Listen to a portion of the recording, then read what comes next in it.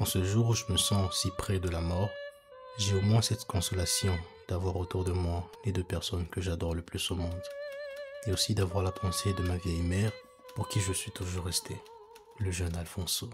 C'est dans ces conditions que le 25 janvier 1947, dans sa propriété de Floride, Al Capone s'éteint suite à un arrêt cardiaque.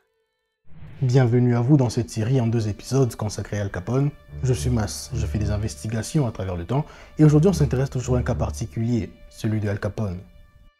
Dans les épisodes précédents, en 1894, la famille Capone, une famille d'immigrés italiens, s'installe à New York, dans le quartier pauvre de Brooklyn, un quartier défavorisé, propice à la délinquance.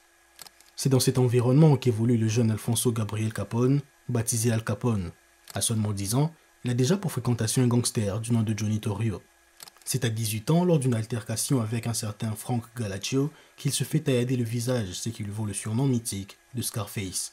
Cette humiliation publique éloigne Capone du milieu criminel et s'installe à Baltimore avec sa femme May et son fils Sonny. Mais le décès de son père, mort d'une crise cardiaque, met un terme à cette parenthèse. C'est en 1921, à 19 ans, que Capone rejoint Johnny Torrio au sein de l'Outfit Chicago, le gang dans lequel Al Capone entame son ascension jusqu'au sommet de la pègre. Dans l'Outfit Chicago, Al Capone débute au plus bas de l'échelle. Il est d'abord videur, puis barman, et en l'espace d'une année seulement, il devient le bras droit de Johnny Torrio. C'est vrai que Torrio avait confiance en ce jeune garçon qu'il avait vu grandir, mais il faut le reconnaître, Al Capone excelle en tant que gangster. Une formation qu'il doit bien sûr au redoutable Frankie Yale. Nous sommes en 1922, en pleine prohibition. Sur toute l'étendue des États-Unis, de la fabrication à la vente, passant par la consommation, toute activité concernant l'alcool est interdite grâce au Vostick Act, une loi adoptée en 1919. Mais pour les gangsters, cette interdiction est une aubaine. Le gouvernement ne pouvant plus répondre à cette demande, la prohibition offre à la mafia un monopole sur un marché gigantesque. Elle fixe elle-même ses prix, ce qui permet à de nombreux gangsters de faire fortune durant ces années. En 1929, à Chicago, se trouvaient au sommet du trafic d'alcool 2 géants de la contrebande, l'Outfit Chicago, avec Johnny Torrio et Al Capone, son nouvel associé, et le Northside Gang, une branche de la mafia irlandaise, avec à sa tête Charles Dino Bagnon, plus connu sous le nom de Dino Bagnon. Le Northside et l'Outfit Chicago se détestent ouvertement.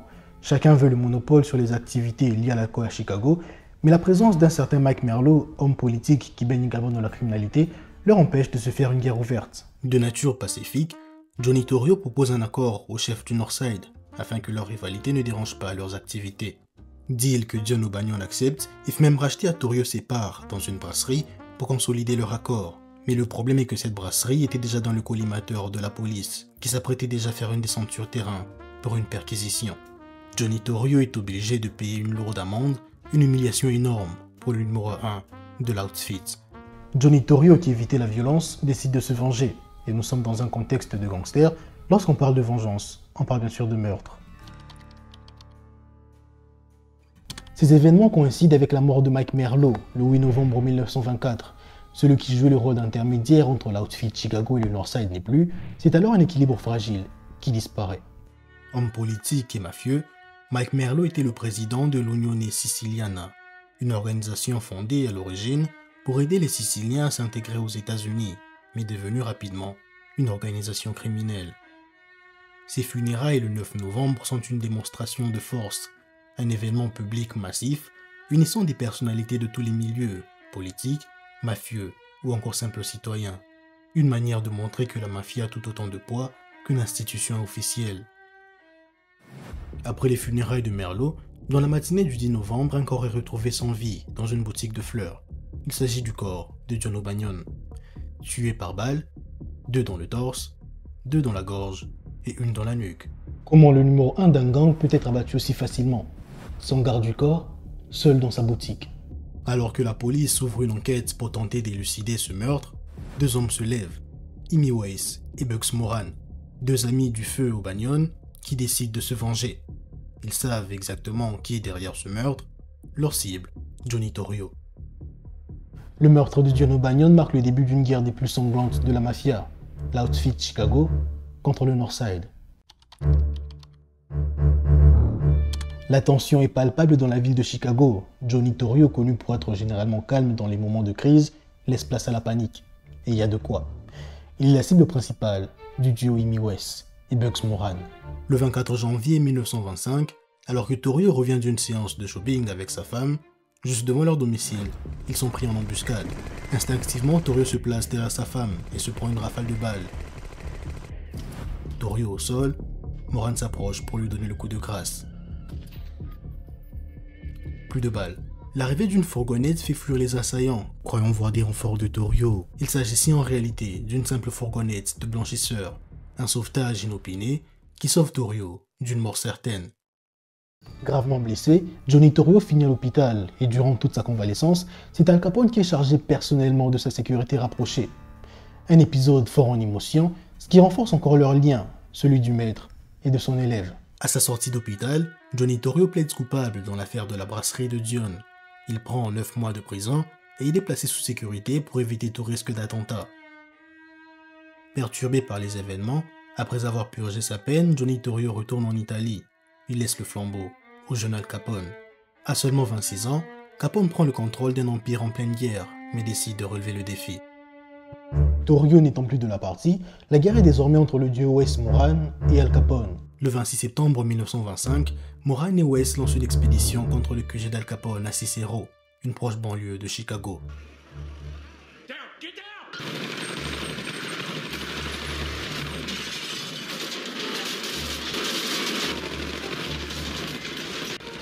Selon les experts balistiques, plus de 1000 cartouches sont tirées ce jour-là, blessant accidentellement une passante et un garde du corps de Capone, qui lui-même s'en sort indemne. Malgré que la guerre fait rage, Al Capone joue une carte plutôt surprenante, diplomatique. Il propose des négociations avec Amy West, ce que ce dernier refuse, bien évidemment, et pourtant, c'est une grave erreur. Le lendemain de ce refus, West est pris pour cible. Alors qu'il rentre chez lui accompagné de son garde du corps, ils sont pris par surprise par les tireurs postés dans un immeuble.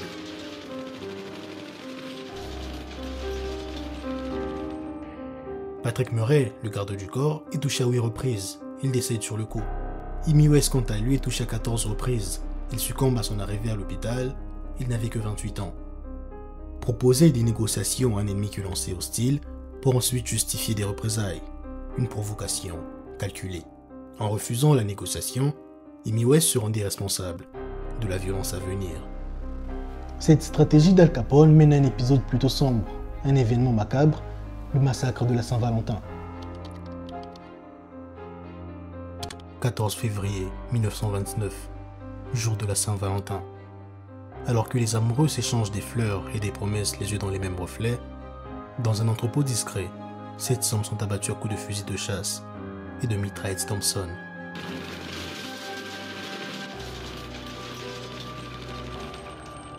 Selon les témoignages recueillis, les assaillants étaient des gangsters déguisés en policiers. Tous les regards se tournent alors vers Al Capone. Pourquoi?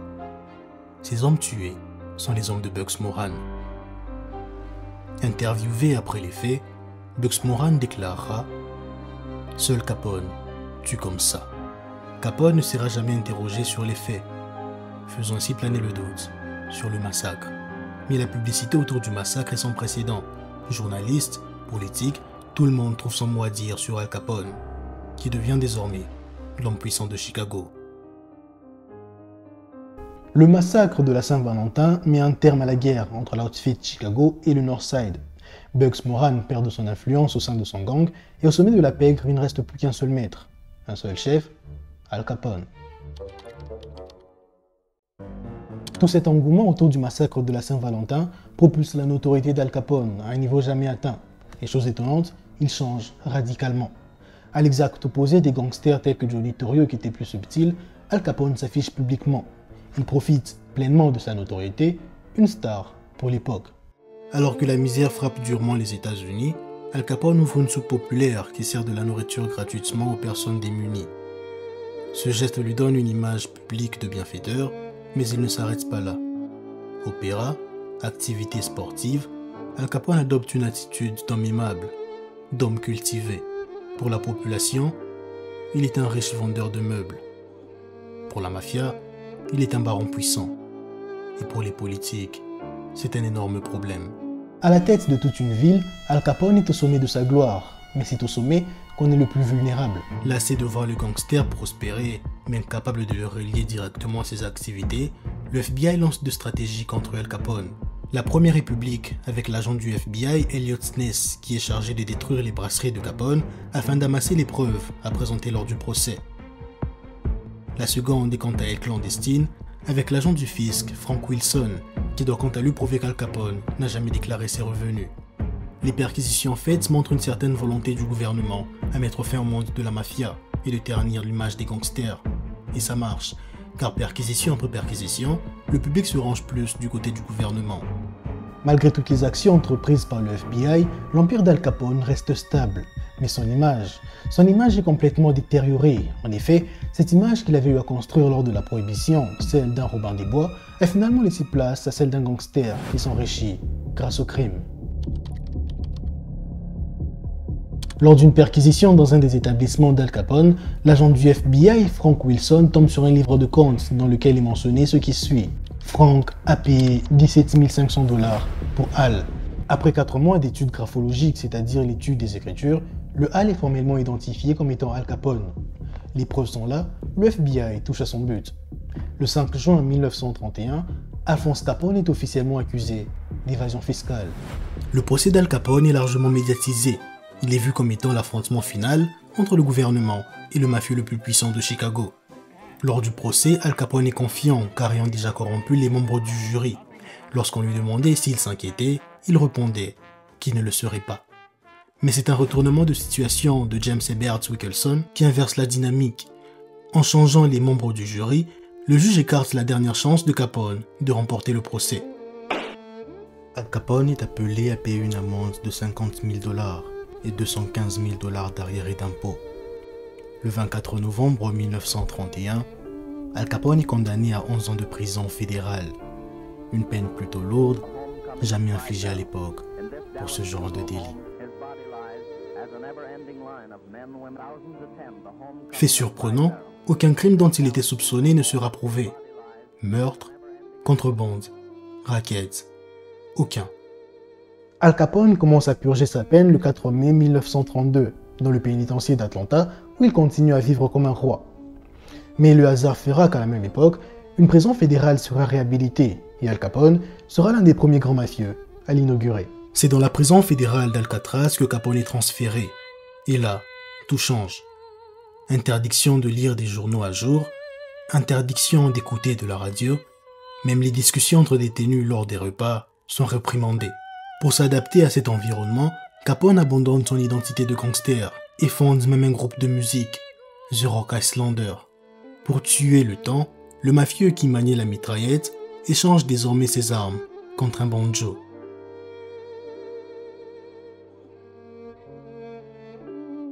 Vers la fin des années 30, le comportement de Capone inquiète. Il se trempe de vêtements à la buanderie où il travaille, et un jour, il oublie le chemin de sa cellule.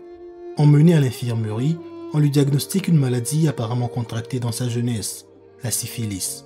Pour le reste de son séjour à Alcatraz, Al Capone est hospitalisé. Libéré en 1939 pour bonne conduite, Al Capone est hospitalisé à Baltimore, mais il n'y a plus grand chose à faire. Sa syphilis ayant évolué en neurosyphilis, sa santé mentale se détériore.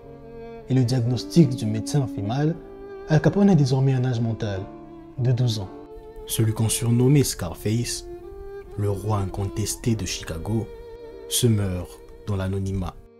Sa mémoire se délite, il perd peu à peu ses facultés mentales. Alors, pour se sentir vivre, encore une dernière fois, et exprimer son amour à ses proches, il écrit ses mémoires. En ce jour où je me sens si près de la mort, j'ai au moins cette consolation d'avoir autour de moi les deux personnes que j'adore le plus au monde, et aussi d'avoir la pensée de ma vieille mère, pour qui je suis toujours resté, le jeune Alfonso. C'est dans ces conditions que le 25 janvier 1947, dans sa propriété de Floride, Al Capone s'éteint suite à un arrêt cardiaque.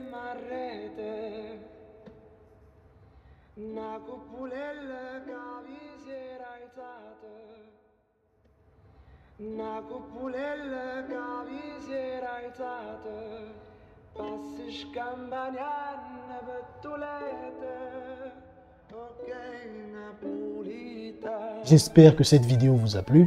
Si c'est le cas, n'hésitez pas à me le dire en commentaire. Je vous invite aussi à vous abonner ainsi qu'à partager la vidéo. Moi, je vous dis à la prochaine. C'était Mas. Sur ce, portez-vous bien.